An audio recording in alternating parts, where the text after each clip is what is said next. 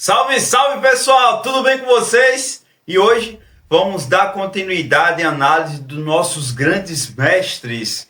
E hoje vamos falar dele, de Sócrates. Você já ouviu falar de Sócrates? Pois bem, Sócrates aí faz parte da análise do livro que também tem Buda e Jesus. Jesus, já temos aqui o vídeo no canal, fez um bastante sucesso. E as polêmicas que talvez poderia vir, não vieram. E acredito que Sócrates vai ser bem leve, afinal de contas, vamos falar de filosofia. E mais do que religião, filosofia é também bem mais subjetivo. Mas, gente, qualquer informação aqui que eu falar sobre Sócrates é inspirado no livro. Então, se alguma coisa aí interfira, te faça algum mal, a responsabilidade é do livro. Eu só vou passar o que o livro falou. O livro, como eu já falei anteriormente, eu fiz ali uma separação de ideias, uma separação ali que desta vez vamos focar em Sócrates. E quem foi Sócrates, gente? Quem foi Sócrates? Sei que nada sei, né? E entre outras palavras aí, que já duram há milênios. Gente, Sócrates era um filósofo. Sócrates, assim como Jesus, assim como Buda, não deixou nada escrito. Ele não escreveu nada, mas ali seus discípulos acabaram anotando ali citações, informações e ensinamentos, e está sendo aí dando continuidade ao que tanto conhecemos. Eu, sinceramente, eu não conhecia tanto Sócrates. Eu conheço filosofia, já estudei muitas coisas, mas confesso que eu tinha um preconceito. Olha isso, gente, um filósofo com preconceito. Eu acreditava que era algo bem mais arcaico, era algo bem mais antigo, apesar que todas as outras filosofias têm sempre ali em base alguma coisa ou muitas coisas de Sócrates. Olha isso, gente. O próprio Sócrates pede, né, para que você tire essa ignorância de você. A gente já pode entrar aí um pouco sobre os ensinamentos dele, ou então estava aí minha ignorância perante ao que Sócrates ensinava. Então, vamos ali para os anos e anos atrás, onde a mãe de Sócrates era uma parteira. E a parteira era aquela mulher que ajudava a fazer o parto, né, para dar à luz. Numa época em que não se tinha tantos médicos, as parteiras iam nas casas ali de Atenas, onde ele nasceu, e tiravam os garotos, as garotas ali das mães. E é de total importância a gente entender o porquê que a mãe dele era uma parteira, porque um dos maiores ensinamentos dele é a maêutica, onde a gente vai falar daqui a pouco sobre. Por isso, sempre quando a gente está falando de Sócrates, sempre quando você for ler algo de Sócrates, eles vão lembrar sobre aí a profissão da mãe. Do nascimento até a vida jovem, não se fala-se tanto, e até mesmo o livro Sócrates, Jesus e Buda não fala tanto aí sobre esse período juvenil dele, assim como a Bíblia, assim como os escritos ali sobre Siddhartha, né, que é o príncipe que é Buda, não se fala desse tempo jovem. A Bíblia fala ali de uma passagem dos 12 anos, mas depois Jesus some e aparece ali já adulto. Aqui a gente já tem uma noção de Sócrates com 19 anos, onde ele já estuda filosofia, só que na época que ele estudava filosofia, era algo muito fora do além, era sobre os cosmos, sobre as questões espirituais, não era algo palpável. A filosofia da época já de Sócrates não era relacionada muito ao ser humano, à moldagem do caráter, da virtude, da ética, né? Isso o Sócrates estudava ali com eles e já sentia ali dentro do interior que só estava falando dos deuses, né? Sobre o espaço, enfim. Sócrates queria algo mais humano e ele já era questionador perante a isso. E a gente também já entra ali das analogias entre os grandes mestres que o livro fala, onde Sócrates, digamos que ele nem queria, talvez, assim como Jesus, assim como Siddhartha, criar uma religião. Eles não queriam, mas eles queriam uma melhoria sobre o que as pessoas estavam ali na época conversando, dialogando, né? Assim como também Jesus, que viu e revolucionou ali o sistema, assim como o Buda mexeu ali com toda a situação que estudavam sobre os Vedas.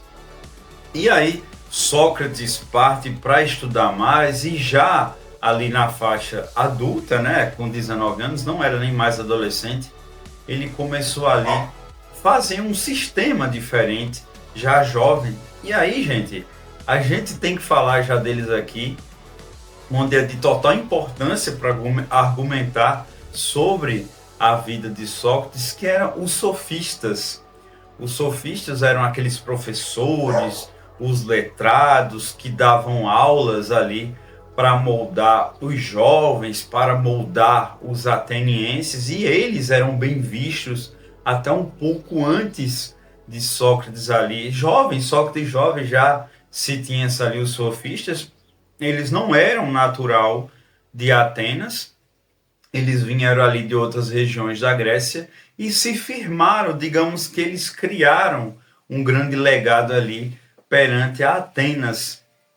E, gente, esses sofistas, eles têm um privilégio, eles têm ali um respeito perante a cidade que durou muito tempo mesmo, e Sócrates batia muito de boca ali com os sofistas. Para a gente entender um pouco melhor ali sobre os sofistas, podemos comparar ele ao que temos hoje aos coaches, né?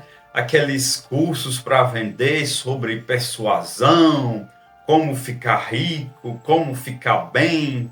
Você não está tão bem assim porque você não usa a sua inteligência. Era mais ou menos isso. É uma explicação mais palpável de quem eram os sofistas. Obviamente que eles liam mais. Eu vou entrar até numa polêmica, né, gente? Vou entrar numa polêmica. Eles liam mais, eles tinham a capacidade ali de decorar textos e textos, até por uma questão de época, onde naquela época, na antiga Grécia, os grandes sábios decoravam livros. Os grandes sábios decoravam livros. Então ali, Sócrates e seus sucessores e seus discípulos, Platão e Xenofonte, tinham decorado ali livros e em cima de livros. Mas aí, gente, o Sócrates batia de frente ali com os sofistas, onde cobravam muito caro, e ele, o Sócrates, ele não cobrava. Ele acreditava que o conhecimento era para ser passado sem cobrar nada. Assim mesmo como Jesus, né? Assim como Buda, já entramos ali novamente nessa analogia, onde Sócrates queria que o conhecimento se espalhasse, que você atingisse a sua evolução sem que você pagasse. Os sofistas cobravam caro, os sofistas eram elite, as pessoas queriam pagar um sofista, né? Sofista, eu preciso de um sofista para falar bem, para me desenvolver. E aí, desses 19 anos até na faixa ali dos 37, gente, essas datas podem ser mudadas, e essas idades, porque realmente são coisas que já aconteceu tanto tempo que a própria história não conseguia catalogar tão bem quanto hoje. Mas a gente tem uma base ali de alguns escritos, de algumas situações, então é mais ou menos isso. E aí, gente, a gente chega num auge, numa diferença da vida do Sócrates, assim como de toda a Atenas e toda a região ali da Grécia, que é a Guerra do Peloponeso, uma guerra real, uma guerra que está nos livros de história, nada de fantasia, onde Sócrates serve como soldado, né, como hóplita. E assim, gente, deve ter sido de uma complicação na vida do Sócrates, do seu próprio ministério, que além de filósofo, além de já ir para as ágoras, ele era artesão, ele fazia ali a função com o pai. E aí, com 37 anos, Sócrates acaba indo ali para a Guerra do Peloponeso, onde se tinha aquelas fases transitórias. Sócrates ia para a guerra, com o passar do tempo ali voltava para casa. Isso aí durou alguns anos, e ali na faixa dos 38 anos, a gente tem o casamento de Sócrates, onde o livro fala sobre a subjetividade da beleza. O livro fala sobre a feiura, isso é do livro, gente. A feiura da esposa dele, até mesmo falam sobre a questão da feiura do próprio Sócrates. Eu li o livro e ficava sempre ali martelando essa questão da subjetividade. E, gente, a gente está falando da Grécia, né? A gente está falando de padrões de beleza, até o termo deus grego, né? Toda essa questão da erotização, da psique, essas questões aí dos mitos, dos músculos, enfim. Tem uma parte do livro que se dedica a isso, quando chega ali na parte da esposa. Gente, guerra vai, guerra vem, a situação, o tempo vai passando, os sofistas continuam ali ensinando, mas ali, quando Sócrates chega na faixa dos 47 para os 48 anos, ele não vai mais para a guerra, ele também não é mais chamado, a idade está chegando, né? E aí a gente começa, digamos, o pico da filosofia dele, dos ensinos de filosofia, onde o livro ele se aprofunda mais sobre isso, e principalmente aí da grande frase, sei que nada sei. E aí, gente, é incrível essa parte aí dos ensinamentos de Sócrates, onde eu confesso que era para ter me aprofundado melhor, não só lendo o livro, não só aqui no canal, como sobre a vida mesmo, sabe? E tem coisas assim que talvez eu absorvi sobre o Sócrates do budismo. Do budismo, inclusive, uma das citações dos ensinamentos ali do Sócrates é sobre a ignorância. E Buda, ele faz, já pegando uma analogia ali de Sócrates, Jesus e Buda, e Sócrates fala sobre a ignorância, sobre a questão do sofrimento, assim como Siddhartha. Você sofre, então é uma questão de ignorância. Essa falta de conhecimento a si próprio, essa falta de um conhecimento ali sobre o eu, acaba ali nos martirizando, né? Causando ali as nossas derrotas. Então, a sabedoria para o Sócrates, ela nasce quando você acha que não tem. Então, quando você assume que sabe, quando você assume e tem aquela estrutura, não, eu já sei. Então, Sócrates quer que você admita que não sabe, que você se aprofunde no assunto, que você chegue e argumente, e tem argumentos perante isso. Então, Sócrates fazia muito isso nas ágoras, ele fazia muito isso com as pessoas, ele questionava as pessoas. Você acredita nisso? Então, essa pessoa iria lá e dizia, sim, eu acredito. Mas por quê? Como? Então, esse jogo de perguntas, esse jogo de questionamento era muito provocativo. Era uma questão onde essa pessoa acabava se perdendo no que ela mesma acreditava. Então, isso a gente tem muito na atual situação que vivemos. A gente está num mundo muito polarizado, a gente está ali numa época de digital influencers, onde você tem uma opinião baseada só em influência A ou influência B. Eu venho falando muito aqui no canal, desde a volta, sobre essa questão da subjetividade, onde você tem que ter sua opinião. A opinião de Emílio, a opinião de um outro digital influencer, interessante, legal, é dele. Então Sócrates, e eu peço isso para você, obviamente, tem a sua opinião. argumente, questione, discorde.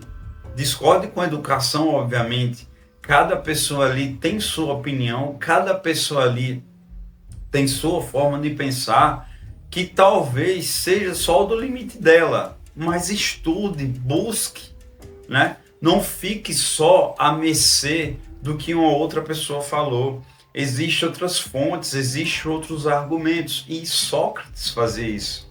Então, uma das bases ali do que Sócrates ensinou é sobre a sabedoria. E eu falei agora, no argumento anterior, sobre a atualidade, e eu falo novamente sobre a atualidade, que isso já faz um bom tempo que está acontecendo. Eu, desde criança, já percebi isso. As pessoas só querem ter, as pessoas só querem expor que tem. As pessoas acham que só ter muito dinheiro, ter uma grande roupa, ter um status. E hoje, né, século XXI, a gente expõe isso de uma maneira... Existe uma espécie de reality show social, onde você sempre tem que estar postando que você comprou a melhor roupa, que você está bebendo a melhor bebida, que você está ali usufruindo de algo que é muito cobiçado por outras pessoas que não pode, que não tem condições, ou até mesmo essa pessoa não quer. E isso o Sócrates criticava muito, que você tem que ser além da aparência. Ninguém aqui está mandando você ser um mendigo, né? O Sócrates, o próprio Jesus, o próprio Buda, apesar de todas as renúncias que Buda quer que você faça, apesar de todas as mudanças, as rupturas que Jesus te pede, ninguém está pedindo aqui para você ser um mendigo, né? Até mesmo Osho lá em seus devaneios, nos seus momentos de guru, quando ele fala em ser mendigo, gente, é totalmente diferente. A gente depois pode até falar aqui sobre o Osho, nesse quadro aqui nosso sobre espiritualidade, vai gerar polêmica, né? Mas voltando um pouquinho aqui para o Sócrates. Então ele quer que você seja além da aparência. Ele quer que você seja além do que você compra, do que você tem. Se eu tirar as suas vestes, se eu tirar o seu smartphone, se eu tirar isso, o que te resta? E ele fala muito sobre você ter conhecimento, porque essa é uma riqueza que ninguém tira, né? As roupas, os acessórios, o carro, tudo isso pode tirar. Agora, o seu conhecimento, a sua opinião é algo que não tem como, né? E o Sócrates, ele trabalha muito com isso. Se os outros filósofos falavam muito sobre o cosmos, sobre os outros deuses, sobre como questionar a vida, o Sócrates não. O Sócrates ele vinha mais para o teu interior, e isso a filosofia vai trabalhar pós-Sócrates, já com Platão, com o próprio Xenofonte e os outros filósofos, até quando a gente chega aí numa filosofia moderna, ou até voltando um pouco ali para o Nietzsche, que também a gente pode falar, não por aqui, mas sobre filosofia em si. Mas é isso que Sócrates pede. Eu sei que nada sei, eu pergunto, né? E você se questiona, então me explique, então me desenvolva argumentos. E eu vou aqui um pouco para meu interior, sobre um pouco a minha intimidade, onde muitas pessoas acabavam se afastando de mim ali, porque eu acabava questionando muito, eu acabava ali cutucando algo que a pessoa só tinha ali de uma maneira rasa. Acredito que é o melhor argumento.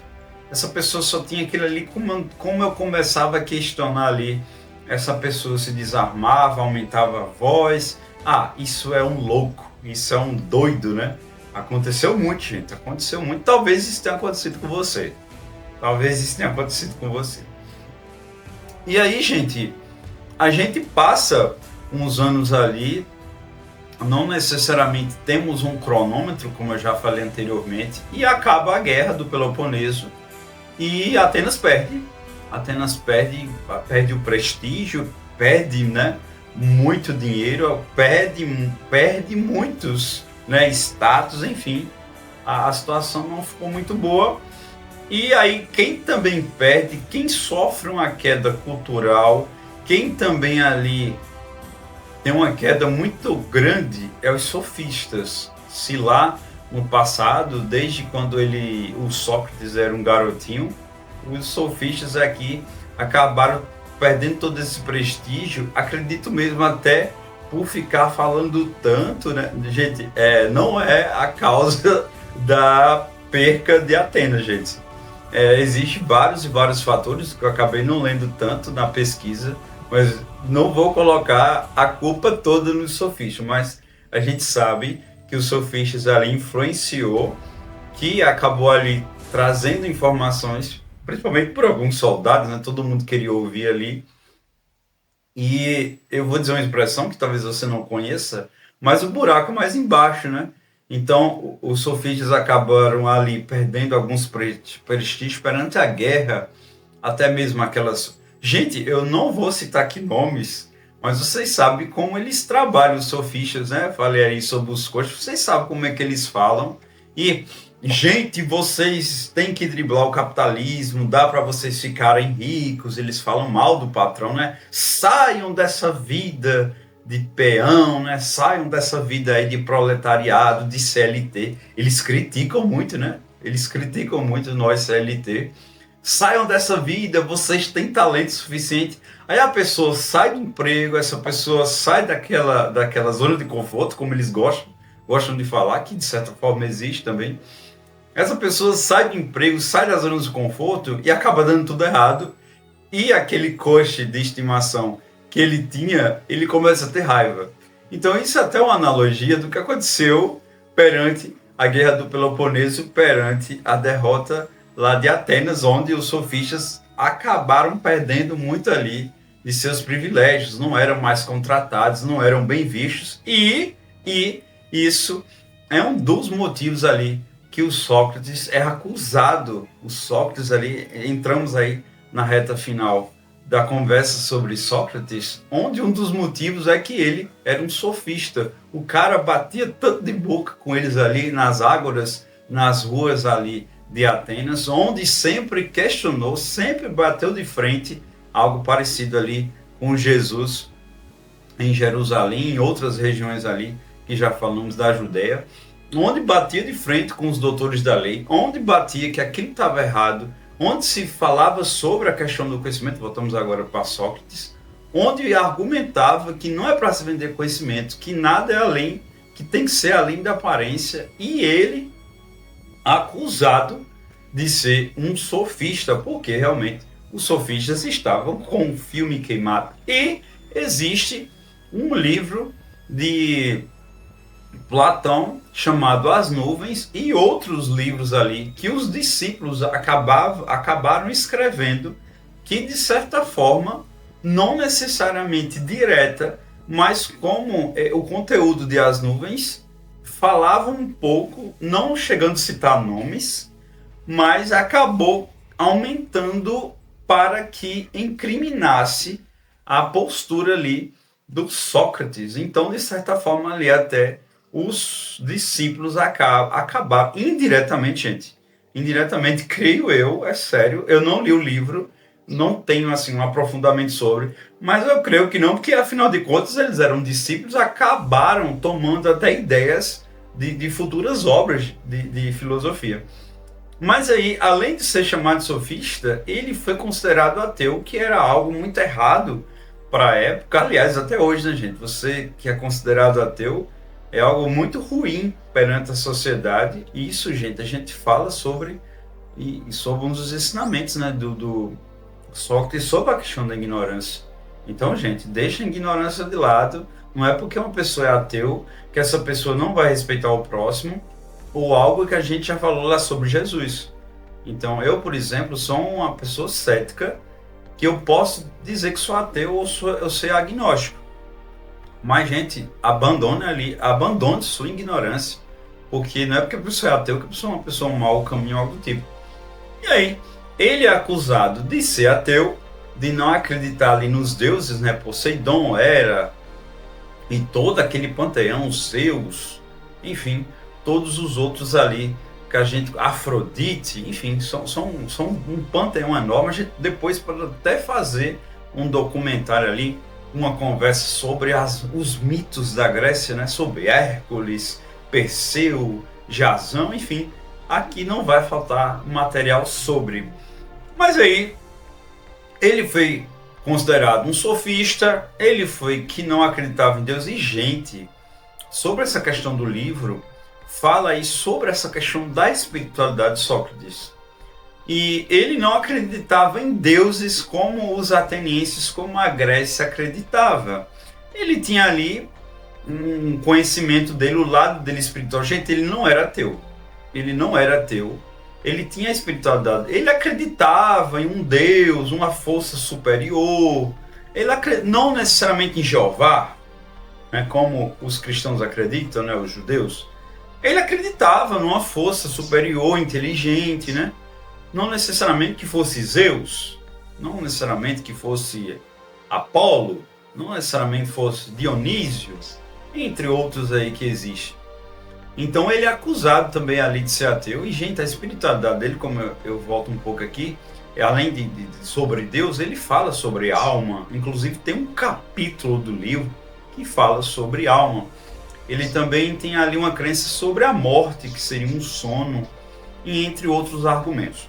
Então, Sócrates tem essas acusações. Sócrates acaba ali mexendo no sistema, acusado também ali de mexer com a cabeça dos jovens, né? de querer corrupturas com os jovens, e aí acabou que ele foi condenado à morte. E existe outro ensinamento também aí do Sócrates sobre não fazer injustiça e não pagar com a mesma moeda. Por isso que eu deixei aqui para essa parte aqui sobre o assassinato do Sócrates. Então é um desses, né? Você não pagar com a mesma moeda, e ele teria a oportunidade de fazer alguma coisa ali, mas não, deixa para lá, deixa eu morrer mesmo e tal. E aí o Sócrates é assassinado perante ali toda a politicagem que é no regime da Grécia, né? Principalmente ali da cidade de Atenas. Então, ele deixa ali um legado onde Platão, que ali escreveu muita coisa sobre ele, e Xenofonte ali, perante todo esse legado, perante esse lado da filosofia mais palpável, digamos assim, deixando de lado essa questão. Mas, gente, não que outros filósofos não tenham feito, não é que ele queira inventar a roda, né? Ele não, mas já se falava dessa filosofia mais palpável, mas não tanto com a mesma força. Essa realmente, esse despertar, essa mauêutica da luz, né? Que seria referência a ser de parteira, né, da mãe dele. Essa ideia, você nascer de você e sair, acumule conhecimento. Então, é sobre isso, esse legado dele é vivo até hoje. É um dos maiores filósofos. Pretende sim ler ali um livro que tenha total influência dele, porque, como eu já falei aqui, ele não deixou nada escrito, assim como Jesus, assim como Siddhartha, né? Assim como Buda. Um dos maiores filósofos falamos sobre hoje, falamos aí sobre os seus ensinamentos e sobre sua história. Se você tem alguma dúvida, se você tem algum questionamento, se tem alguma informação que eu tenha dito aqui que não tinha correspondido, realmente pode conversar aqui, vamos falar sobre filosofia, vamos falar sobre Sócrates. Se você quiser falar de Nietzsche, que eu gosto mais de falar sobre Nietzsche, a gente fala muito sobre. Mas eu vou ficando por aqui. Quero agradecer muito. Espero que goste desse vídeo, eu realmente gostei de fazer. Eu vou ficando por aqui. Muito obrigado e até mais.